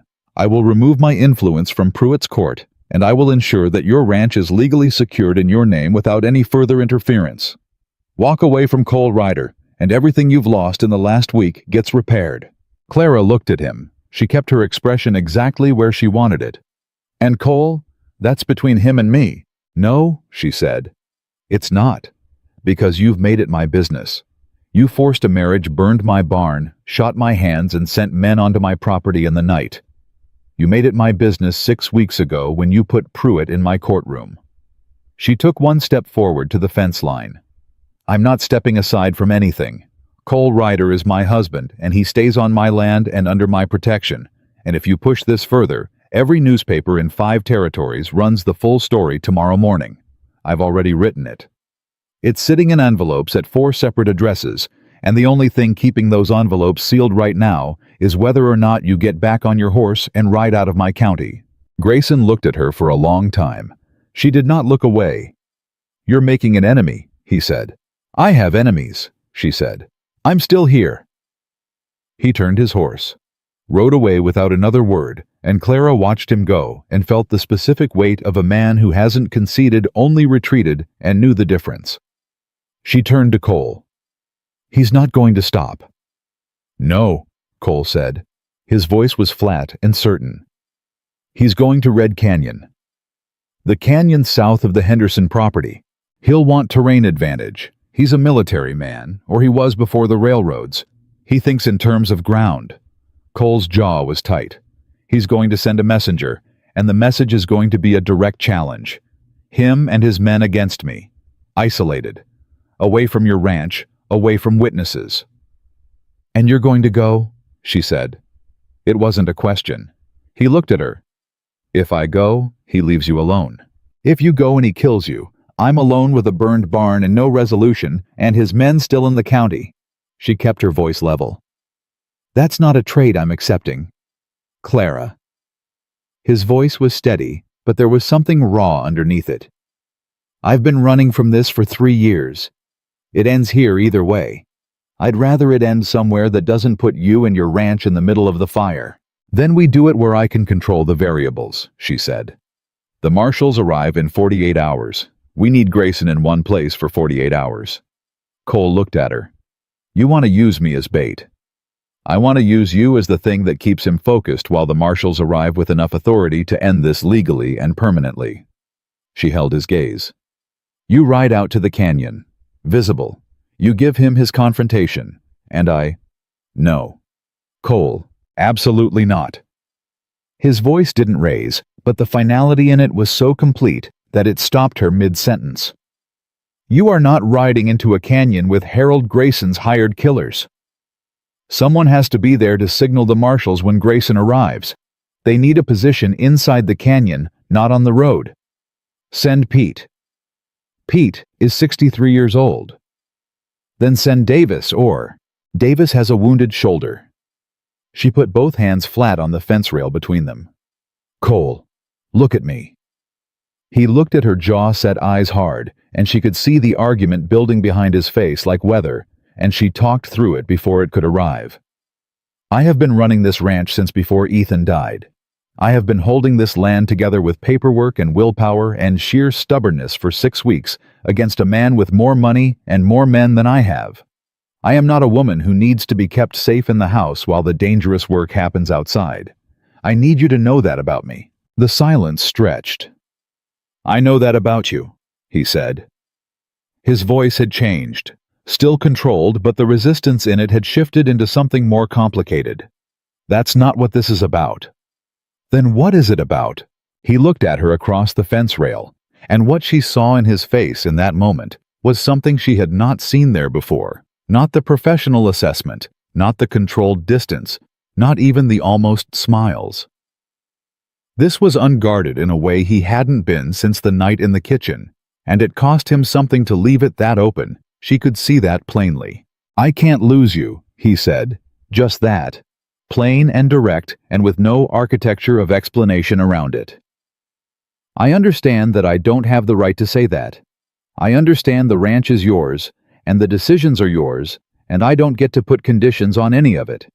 But I'm telling you the truth, because you asked me once to tell you what was true, and that is what's true. I cannot. He stopped. I cannot do this if you're in that canyon. The morning was cold and still around them. Clara looked at him for a long time. Then stay close to me, she said finally. That's all I'm asking. Stay close. His exhale was slow and controlled, and told her everything it was designed not to tell her. All right, he said. Marshal Reeves's men arrived 36 hours later. 6 deputies well armed, traveling under federal authority that superseded anything Pruitt's County Court could do about it. Clara met them at the road and briefed them with the focused precision of a woman who had been preparing this briefing in her head for 4 days. And the lead deputy, a lean, sharp-eyed man named Carver, who'd been doing this work for 15 years, listened without interrupting, and then looked at her and said, Ma'am, you've done about half our job for us. I need Grayson brought in legally, she said, alive and facing charges, not dead in a canyon. Dead men don't answer for things. Understood. Carver looked at Cole. Ryder, you ride out at dawn. Draw him to the canyon. We'll have men in position before you get there. He paused. You sure about this? Cole glanced at Clara. She's sure, he said. That's enough. Dawn came in cold and pale, and Cole saddled his horse in the gray light, while Clara stood at the barn door and watched and said nothing, because everything worth saying had been said the night before, and there was no point cluttering the morning with words that would only make the next few hours harder. He pulled himself up and looked down at her from the saddle. 2 hours, she said. If you're not out of that canyon in 2 hours, I'm coming in. You're staying with Carver's men on the ridge. 2 hours, she repeated. He held her gaze. Then he turned his horse and rode south toward the canyon, and Clara stood in the barn door and watched him go, and breathed through her nose and counted the seconds until she could move. She gave him 20 minutes. Then she saddled her own horse. Pete materialized at her stirrup with the specific expression of a man who has decided to stop being surprised. You told Carver you'd stay on the ridge, he said. I'm going to the ridge. She checked the rifle in its scabbard. I'm just going by way of the canyon. Lord have mercy, Pete said and stepped back. She rode hard for the canyon. She came in from the east approach the long way, the way Grayson wouldn't be watching because it added 20 minutes to the ride and required crossing the Henderson Creek twice. And she came in low and quiet, the way Cole had taught her, without realizing he was teaching her, not through instruction, but through example, through weeks of watching a man who moved through dangerous terrain like he'd been built for it. She heard the shots before she cleared the canyon entrance. Not scattered shots, organized. Fire, the sound of men who knew what they were doing. Exchanging shots with men who also knew what they were doing.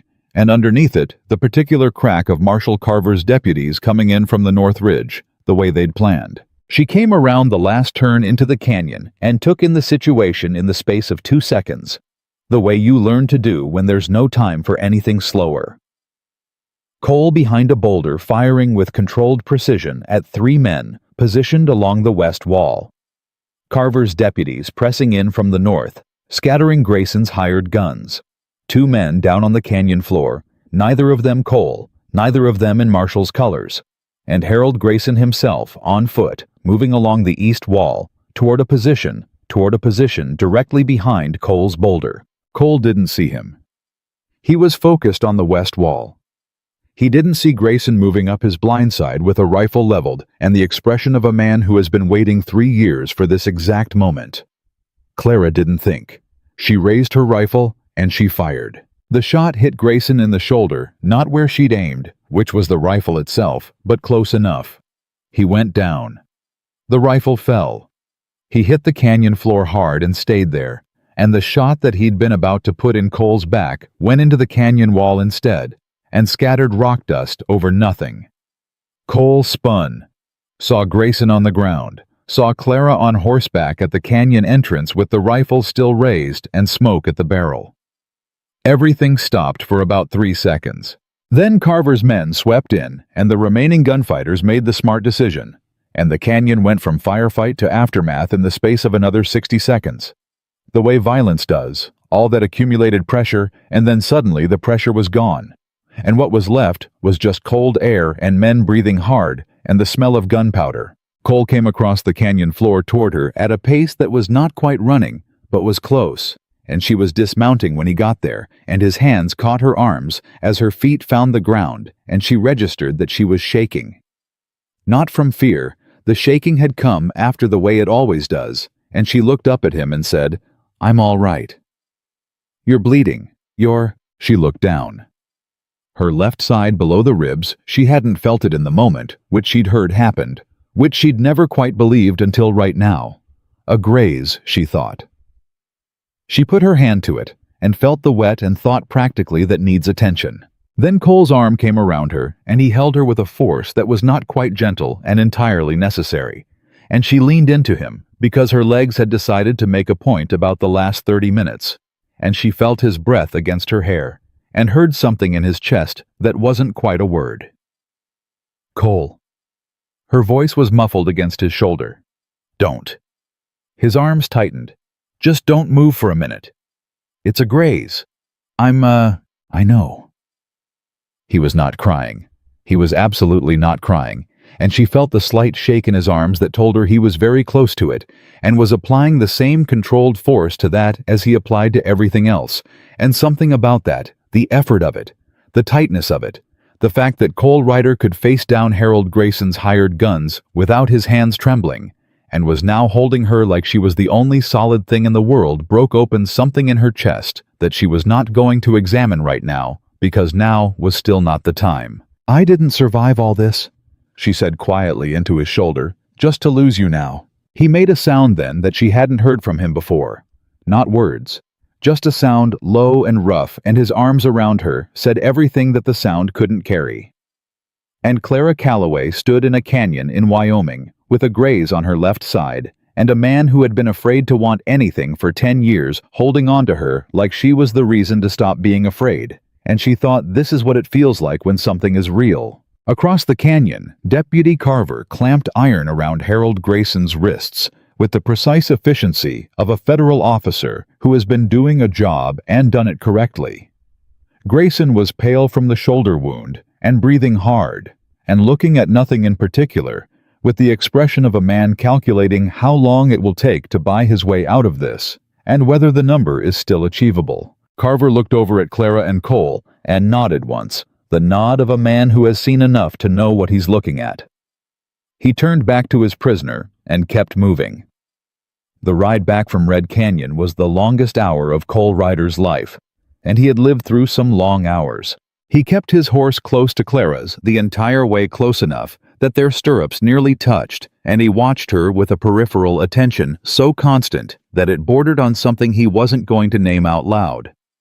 The grays on her left side had been cleaned and bound by Deputy Carver's field medic before they left the canyon, competently done nothing. Life-threatening. The medic had said it with the professional calm of a man who'd seen considerably worse, and Cole had stood there and listened to those words and let them settle through him like water through cracked earth, slow and necessary, and not quite enough. Clara rode straight-backed and quiet, which he'd learned meant she was processing something large. He didn't push. He'd learned that too. It was when they turned onto the last stretch of road before the ranch that she said without looking at him, "You were going to let him shoot you." Cole kept his eyes on the road. "No. Cole. I didn't see him. You're the most situationally aware man I have ever met in my life. You track exits in a room before you sit down. You heard Mercer's riders at the south fence from inside the house in the middle of a storm." She finally turned her head and looked at him. "You didn't see a man with a rifle moving up your left side." He was quiet for long enough that the silence became an answer. "He had 3 years of grief driving him," Cole said finally. "He came a long way for it. I thought if I gave him the confrontation he needed with Carver's men in position." He stopped. "I thought the cleanest outcome was a situation where he got close enough to me that it felt like resolution to him, and Carver moved in before anything else happened. And if Carver hadn't moved in fast enough, then he would have gotten what he came for and the legal case against him would have closed, and you and the ranch would have been clear of it." Clara stopped her horse. He stopped his. She looked at him with an expression he couldn't fully read, which was unusual because he'd gotten considerably better at reading her over the past weeks. This one had too many things in it at once. Anger and something fiercer than anger, and underneath both of those, something raw and aching that she wasn't trying to hide, which meant either she'd decided he'd earned the right to see it, or she was too tired to manage the effort of concealing it. "If you had died in that canyon," she said, her voice very precise and very controlled, "to clean up a situation that Grayson created and Pruitt enabled and that I have been fighting for 6 weeks with every tool I have. Do you understand what that would have done to me?" He held her gaze. "I was trying to protect you. I know that." Her voice didn't waver. "I know exactly what you were trying to do. And I need you to understand clearly right now that your life is not a resource you get to spend on my behalf without my permission." She held the eye contact for another beat, making sure it landed. "We do this together, or we don't do it at all." That was what I said at the canyon entrance, and I meant it in both directions. Cole looked at her on that road in the morning light, with the cold Wyoming air around them, and the ranch visible in the distance, and thought, this woman is going to be the end of everything. I thought I understood about myself, and I cannot find a single thing about that to regret. "Understood," he said. "Good." She put her horse back in motion. "Now let's go home. I need to talk to Pete and send 3 telegraphs and change this bandage, and I want all of that done before noon." He fell back into step beside her, close enough that their stirrups nearly touched again, and he thought home. She said home. And she meant the ranch, which was her home, which was also, and this still arrived in him like something new each time he encountered it his. The days following Grayson's arrest moved fast in the way that consequential days do, packed tight with events that in ordinary times would have been spread across weeks. Deputy Carver and his men escorted Harold Grayson to Cheyenne, where federal charges were filed with a speed that suggested Marshal Reeves had been waiting for exactly this paperwork. Judge Pruitt was removed from the bench within 72 hours, not quietly and not gently, but with the efficiency of federal authority that had been handed everything it needed to act and had acted on it. The county woke up to a courthouse without Pruitt in it and spent approximately 48 hours being uncertain about what to feel about that before settling with the pragmatic flexibility that small communities have always applied to the powerful men they suddenly discover were not as untouchable as assumed into a general consensus that they'd had concerns all along. Clara read about this consensus in the Clearwater Gazette over her morning coffee and found it exactly as satisfying as she'd expected, which was not very because she was not a woman who needed the retrospective approval of people who'd been silent when their approval might have cost them something. She said as much to Cole, who said, "No," meaning he agreed with her and poured his own coffee, and she thought, "This is also a thing I've gotten used to. A man who says no when he means yes and means it as complete agreement and doesn't feel the need to expand on it." She'd gotten used to a lot of things. The railroad contracts came through 10 days after Grayson's arrest, which was either coincidence or the specific kind of consequence that follows when a man who has been artificially suppressing competing land claims is removed from the equation. Clara signed 3 separate agreements that secured the Callaway water rights across Clearwater Creek as a primary supply point for the Northern Rail expansion, at terms that made Pete, when she showed him the numbers, sit down heavily in his chair and say, "Lord have mercy," for the second time in 2 weeks.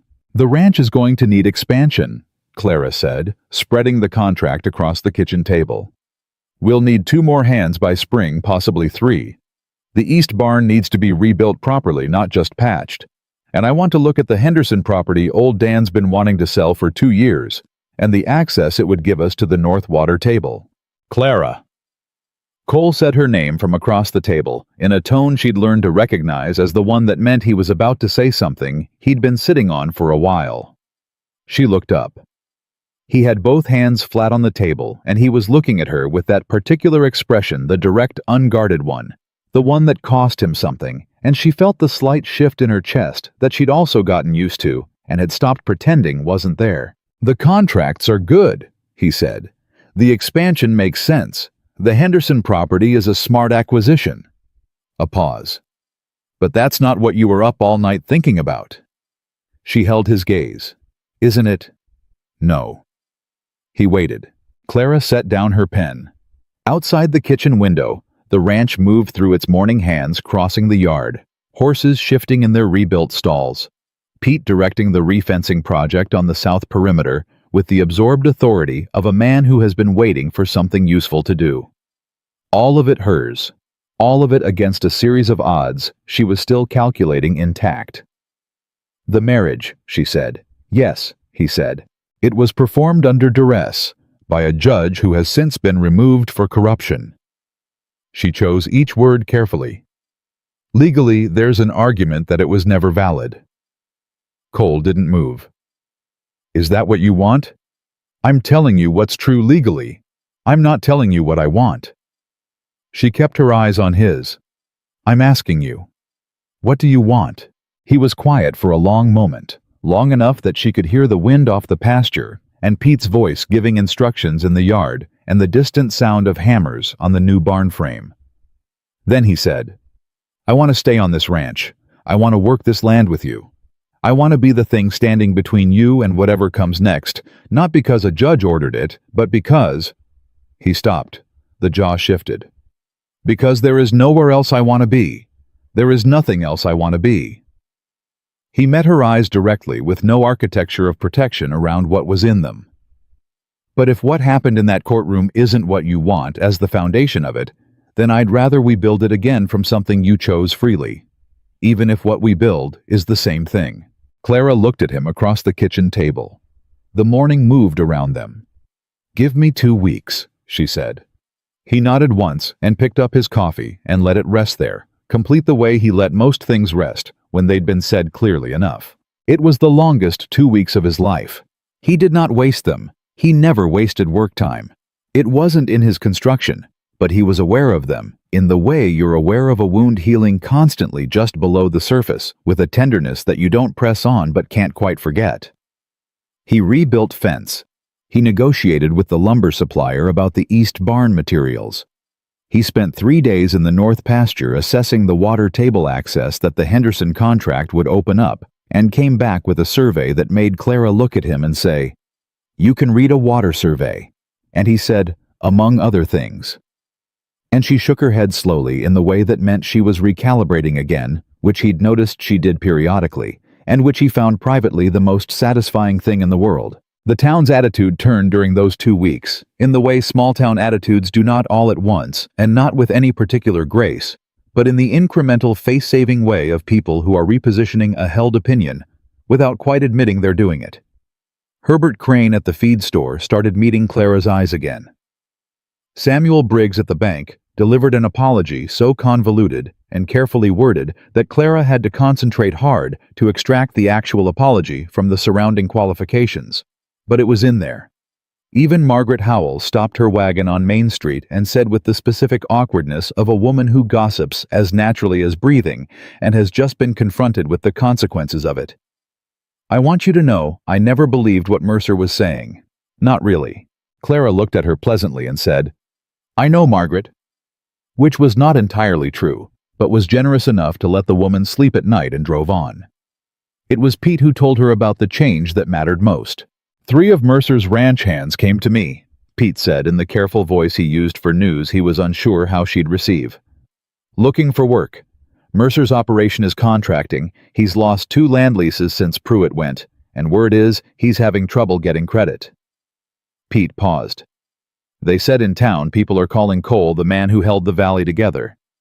Clara absorbed this. "What did you tell the hands?" "That I'd ask you. Tell them to come Monday. I'll talk to them."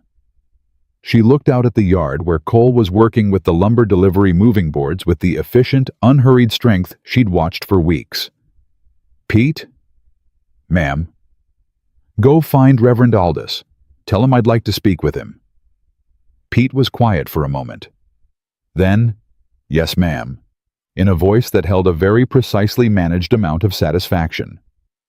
She didn't tell Cole what she was planning. She told Pete, who told no one, because Pete had the discipline of a man who understood that some things earned their moment by arriving unannounced. She told young Davis, whose shoulder had healed cleanly, and who agreed to the role she gave him with an enthusiasm that he worked hard to contain. She wrote to 2 women in town, not the ones who'd been kind to her out of social obligation, but the ones who'd been actually specifically kind in the weeks after Ethan died, when kindness had a cost, and both of them agreed immediately and without conditions. She ordered the dress from a seamstress in Cheyenne. Not elaborate, she was not an elaborate woman, and never had been, but made from fabric the color of the late afternoon sky over Wyoming, which was neither blue nor gray, but something exactly between them that didn't have a clean name, but that she'd loved since the first winter she'd spent on this land. On a Saturday morning in early spring, with the grass just beginning its first pale green push through the brown winter ground, and the sky doing exactly what she'd been counting on it to do. With the light, Clara Calloway put on the dress and walked out to the yard where every ranch hand was gathered. Her hands and Davis and Pete standing slightly apart with his hat in his hand, and his weathered face arranged into something that was not crying and was not crying either, and where Reverend Aldous stood with his book, and where Cole Ryder stood with his back to her, apparently in conversation with Tom Brierly about something to do with the north fence. Davis cleared his throat. Cole turned around. He looked at her the way she'd known he would, that complete unguarded attention, but stripped now of every layer of professional control, every carefully maintained distance, every managed expression. Just the thing itself, plain and undisguised, and it was more than she'd been entirely prepared for, which was a feeling she filed away with some satisfaction, because she hadn't expected to be surprised by him anymore, and it turned out she hadn't been wrong to leave that possibility open. She walked toward him through the gathered hands and the spring morning, and the light that was doing exactly what Wyoming light does when it's trying, and she stopped in front of him and looked up at him and said in a voice clear enough that everyone in the yard could hear, "The first time I stood in a courtroom and said words because a corrupt judge with a bought agenda told me I had no choice. I said them because the ranch needed protecting, and you were the protection available, and I was out of options." She held his gaze. "That's the truth, and I'm not going to dress it up into something it wasn't." He looked at her steadily and said nothing, which was exactly right. "This time," she said, "I'm standing in my yard on my land in front of every person I trust, and I am telling you plainly in front of all of them that I choose you. Not because of what you can protect me from, not because of what you can do for this ranch." Her voice didn't waver. "Because you are the most honest person I have ever known. Because you kept every promise you made me, including the hard ones. Because you walked back out into a rainstorm when you could have stayed, and you followed my lead when most men wouldn't have, and you held on to me in a canyon like I was the only solid thing left in the world, and I—" She stopped for exactly one beat. I felt the same way. The yard was absolutely silent. Cole looked at her, and something in his face was doing something she had never seen it do. Not the almost smile, not the controlled stillness, not the managed distance. Something was simply open in him, in a way that a thing opens when it's been shut for a very long time, and the thing holding it shut has finally let go. His voice when he spoke was not entirely level, and she was fiercely glad of that. "You're sure?" he said. "Cole." She almost smiled. "When have I ever done anything I wasn't sure of?" The sound that came out of him then was not quite a laugh, and not quite anything else, and she thought she would remember the specific quality of it for the rest of her life. Reverend Aldous opened his book. The second ceremony was nothing like the first, where the first had been performed in a courtroom, smelling of pine resin and old tobacco, in front of witnesses she hadn't chosen, under the supervision of a judge who'd been paid for the outcome. This one was in a yard full of people who knew her, in the light she'd chosen on purpose, with words she said because she meant them, and not because a legal mechanism required them. When Aldous reached the question, and she said yes, she said it looking directly at Cole. And when Cole said yes, he said it the same way, not to the Reverend, not to the assembled witnesses, but directly to her, with the specific weight of a man making a promise he intends to keep, if it kills him, which she now knew to be the only kind of promise he made. When it was over, and Aldous closed his book, and the hands broke into the kind of noise that men make when they've been holding back feeling for the duration of a ceremony, and are finally released from the obligation of restraint. Cole looked at her for one more moment, and then he kissed her. And this was nothing like the first kiss either, which had been unexpected and charged and slightly desperate the way things are when they've been held back too long. This one was deliberate. This one was chosen. This one was the kind of kiss that says, "This is where I am, and this is where I intend to stay. And I am not afraid of that anymore." Pete made a sound that was definitely not crying from somewhere behind her left shoulder. She ignored it because Pete had earned the right to his moment, and because she was occupied. The spring moved through its weeks, the way spring does when everything is finally aligned, full of work and noise, and the particular exhaustion that comes from doing the things you love, past the point where you thought you were capable. The east barn went up clean and solid, better than the original. 3 new hands joined the operation, including 2 of Mercer's former men, who turned out to be reliable and hard-working, and who seemed to feel in the way that people feel things they don't articulate, that they were working toward something worth working toward. The railroad contracts delivered on their promise, and the numbers that the accountant in Cheyenne put in front of Clara on a morning in April made her sit back in her chair and look at them for a long time without speaking. She sent the accountant away and brought the papers home and put them on the kitchen table and sat across from Cole and slid them toward him without comment. He looked at them. Looked at her. "The Henderson purchase," he said. "We can make the offer this week. And the additional water infrastructure on the North Line, in the budget." He was quiet for a moment. Then, "You built this." "We built this." She tapped the papers. "Your survey of the North Pasture is what made the railroad terms possible. They needed the water access confirmed before they'd commit to those rates. That was 2 days of riding the line. That was 2 days of riding the line that turned into a contract that secured this ranch for the next 20 years. She held his gaze. "Don't minimize what you brought to this." He looked at her with that open expression she still wasn't entirely used to, even weeks into having permission to look at it directly. "I'm not used to that," he said. "To what may someone telling me what I contributed, counting it." Clara looked at him across the table. This man who had spent 10 years making himself small enough not to lose anything, who had come to her ranch with nothing except a reputation and a promise, and had kept the promise exactly as stated. And she thought about everything it had taken to get to this kitchen table this morning, this particular quality of ordinary that felt after everything like the rarest thing in the world. "Get used to it," she said. He almost smiled. She counted it fully. Wade Mercer left Clearwater County in May, quietly.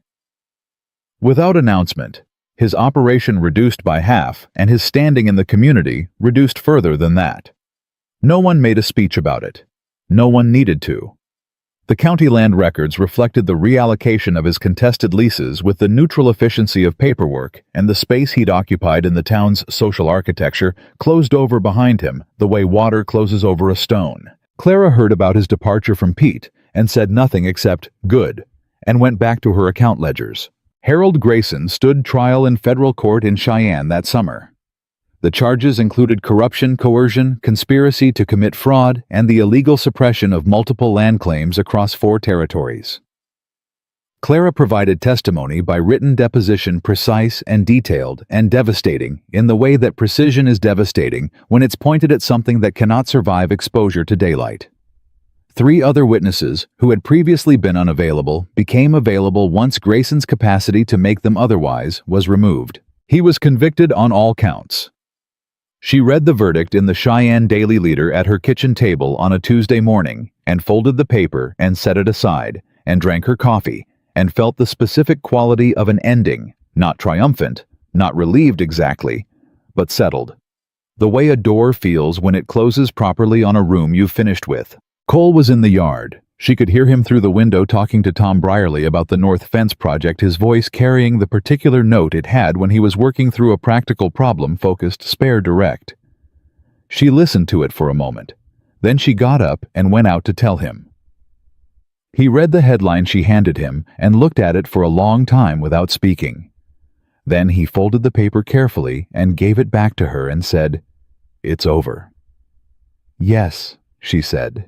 He looked out at the ranch, at the rebuilt barn, and the new fence line, and the pasture running green all the way to where the sky came down. And she watched him look at it, and she knew he was doing what she'd been doing since that Tuesday morning, with the coffee, learning slowly and carefully how to live inside an ordinary day, when the thing you'd been braced against was finally gone.